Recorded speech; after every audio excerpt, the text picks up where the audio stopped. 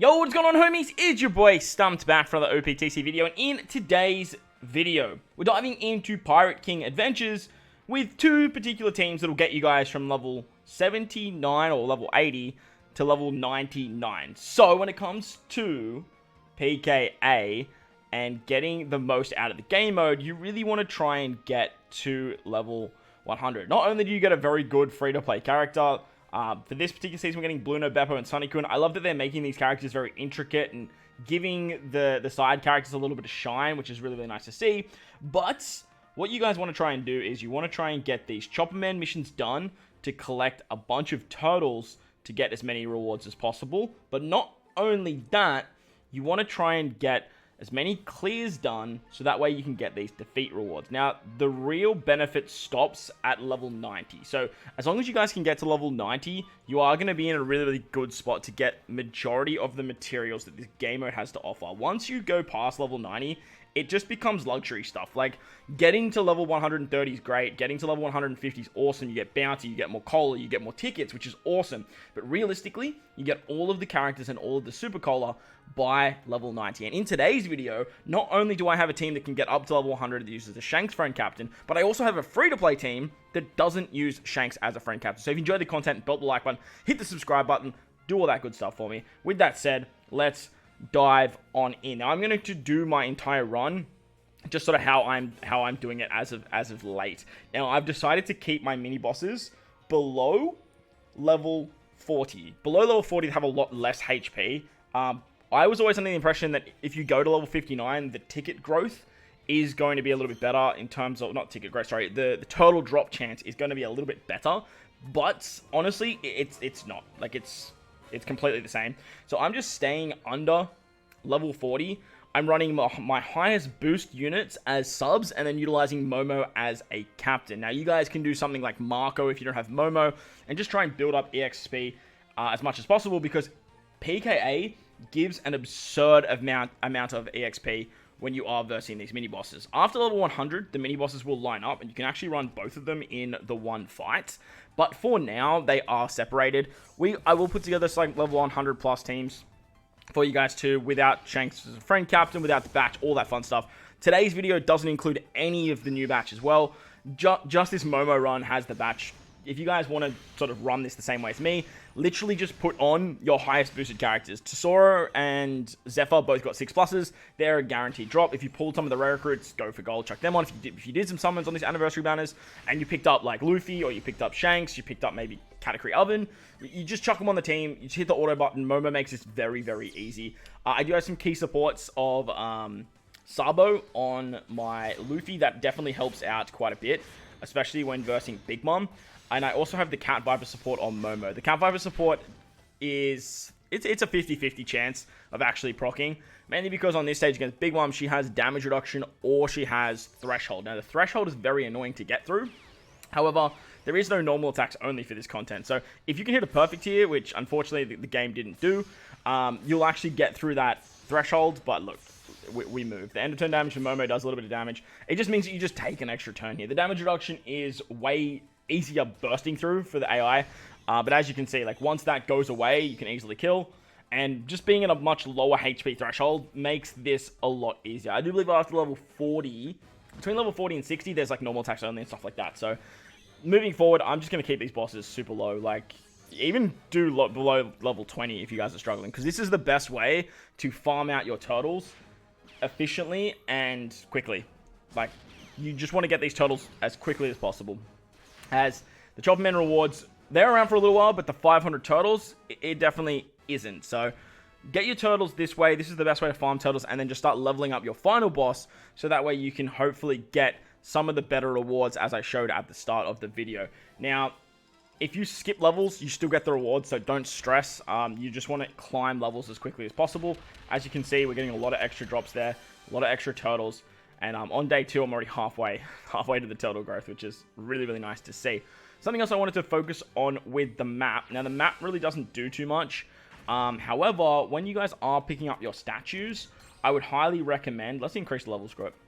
I would highly recommend prioritizing Usopp statues am prioritizing Nami statues for this particular PKA season. Trying to do your PvP every single time as well. You need to, there's chopper missions to do PvP.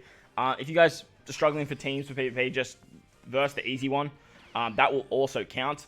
But if you prioritize Nami and Usopp, you actually get stats for particular colors. Usopp is respective to Psy, and Nami is respective to Int, but both of the characters have a side buff for the opposite color. So Usopp will also boost Int, when Nami will also boost Psy.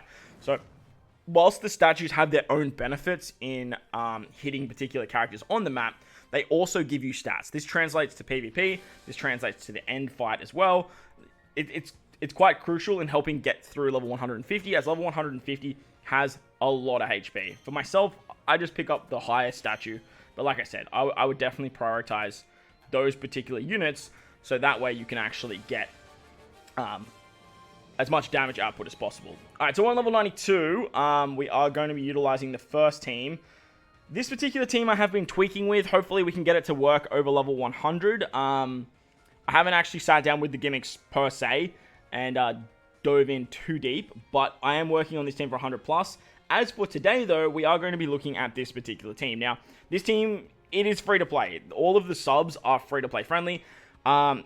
It does need the Luffy to be limit break expanded and to be level limit break 5. We are bringing a friend captain gear 5, if we can find one, that is not super evolved. So we want the 6-star gear 5, this guy right here, as our friend captain. Now, Nami, I know isn't a free-to-play support, but she technically is in the shop, I believe. She's in the 100 coin shop, so you can pick her up, and any other Despair Movie support will work.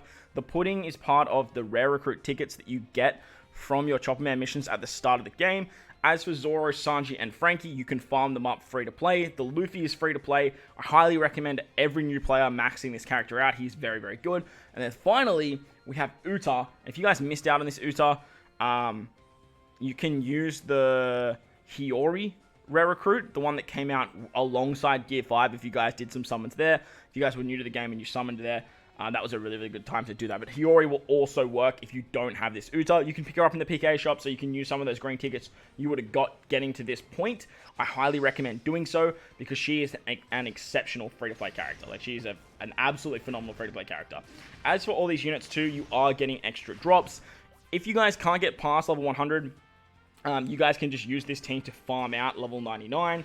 And it will work like an absolute dream, as everyone is boosted, which means you don't actually need to stall at all. I'm using the host ship just for EXP, but you can run any ship you like. As for sockets, you need to make sure that you have bind sockets, despair sockets, and that's pretty much it. On stage 3, we come up against Uta. She puts up defense up for 2 turns, and she has a barrier. This is where this Uta comes into play. She has double special activation. Again, the Hiyori is going to work. They both set defense to 0, and they both give you a chain buff. Then we can activate the Gear 5 Super EX.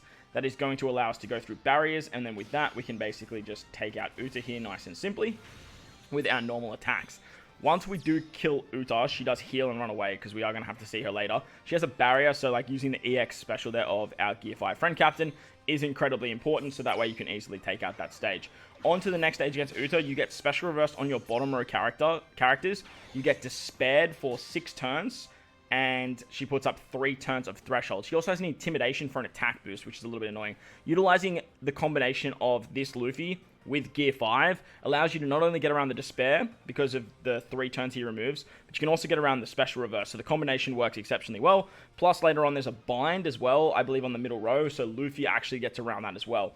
On this particular stage, we're actually going to use our friend captain Gear 5 because there's an intimidation debuff for an attack boost for 1 turn. So utilizing Gear 5 in his Super EX state allows you to remove 1 turn of enemy effects, which gets rid of the Intimidate, which is exceptional, because then we can use this Luffy to give us a 3-turn attack boost, which is so damn important, because on the final stage, you actually get inflicted with a 1.1 times attack boost for 1 turn, which is very annoying.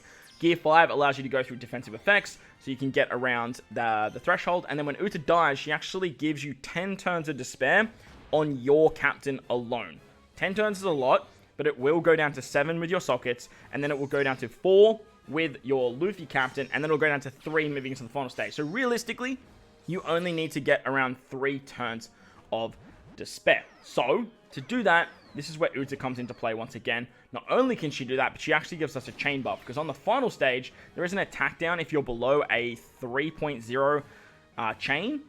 There's also stun, so utilizing that pudding support helps out like drastically.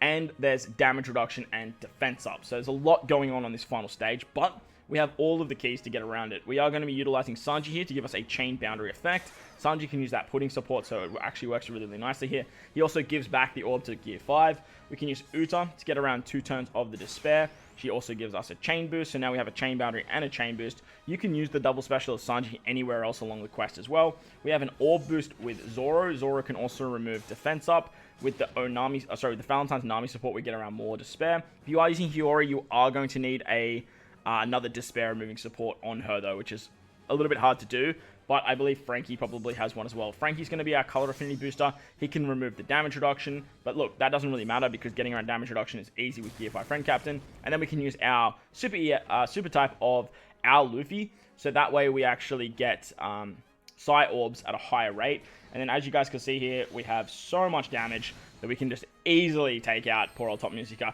Honestly, don't even think that the Frankie is necessary in terms of the color affinity. So if you guys don't have that Uta, like I said, you can just bring the free-to-play Robin that can actually just remove Despair for the final turn. She should definitely work as well. So that way you don't have to worry about having any crazy supports or anything like that. But the damage is so high for this particular team. It works really, really nicely. The only downside is there's no guaranteed drops. So you will have to get lucky with what you actually get for this particular run. Nevertheless, it's definitely going to work up to level 100. It's going to get you that super collar. It's going to get you that free-to-play character. And it is a more free-to-play friendly team, or a more buildable, accessible team for you guys. So that was the first team. If you guys can find Shanks friend captains, though, you can do something a little bit more fancy and guarantee yourself a few more drops. So this is the team. Those are the supports. Let's dive in. Now, with Shanks as a friend captain, it's going to guarantee you 3 extra turtle drops. This is just going to help out drastically when building up your turtles. So if you can put something like this together throughout your runs, you are just going to get to those turtles faster. But remember, farming turtles on the map is the best way to go about it. Farming turtles on the final boss really isn't sustainable, as realistically, this final boss is just there to give you those 150 rewards. Like I said though, getting to level 90 is ideally the most valuable for every player. I would highly recommend getting to level 90. As you guys saw, the free-to-play team, it's very accessible, it's very easy to do. But getting past to level 100 can be a little bit more tricky. So, on this stage against Uta, she puts up the defense up once again, and she has a barrier for a recovery orb. Now, this can either be recovery or tandem. Now, if you get lucky like me right here, you are going to be able to just get through this. However, you can do some cheeky shenanigans like this. We can actually utilize the Shanks special to set defense to 0. That way we can get around the defense up. We can then use the Super EX of Luffy to give ourselves a full border orbs. And if you max out your Frankie, he's actually going to have Barrier Pen. So having the Barrier Pen on Frankie is the key here. You can also use the Sanji special here too. Sanji's going to give you a chain boundary. So that way we're funneling a lot of buffs into our Frankie unit. So that way if you guys get unlucky with this orb barrier, you guys can just sort of just tap your way through, and then Frankie can just absolutely obliterate poor old Uta. So, like, as you can see, it's very, very doable. Whether or not you guys do get the orb for the barrier. If you get the orb for the barrier, just save all that shit and just kill. Like, it's not a lot of HP there.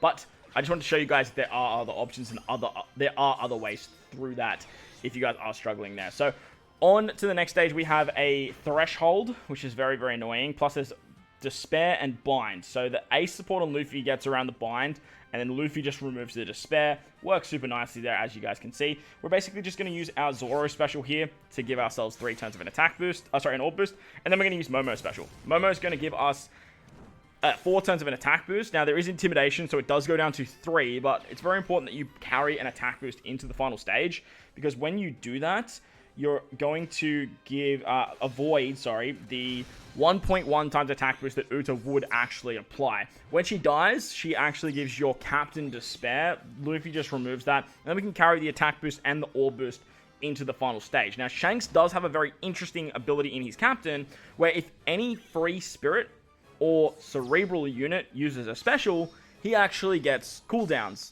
So I do hope that it works with Luffy, otherwise we are going to be stuck here. Nevertheless, I did bring Frankie. Frankie is going to remove both the damage reduction and the defense up. Shanks can set the defense to 0, so like that's another way to get around it. But ideally, I wanted to use Frankie to give us color affinity. He can remove the damage reduction, which is great. And then he actually gives Shanks the cooldowns. Now, ideally, I'm going to use Luffy here. And he doesn't. Unfortunately, with Shanks, it is just the crew members. A bit of a shame for the unit, to be honest, because having that ability to get the 3 turns of cooldown is just so ridiculously powerful. But alas, as you guys can see, it's only available on sailors. But nevertheless, look, the damage here, it should be pretty hunky-dory. No issues whatsoever there. So you don't really need that second Shanks special anyway. But it's going to wrap up the video. I hope you guys enjoy this one. Hopefully this helps you guys out get to level 100 of PKA. Stay tuned to the channel, hit the bell notification so you guys don't miss out on the 100+ videos. And if you're new, hit that big red subscribe button. If this video helped you out in some kind of way or you just enjoyed the content, belt the like button. Most importantly though, wherever you guys are in this beautiful world, please remember to enjoy the rest of your day. As always, homies, thank you all for watching. I'll catch you all in the next one. Let's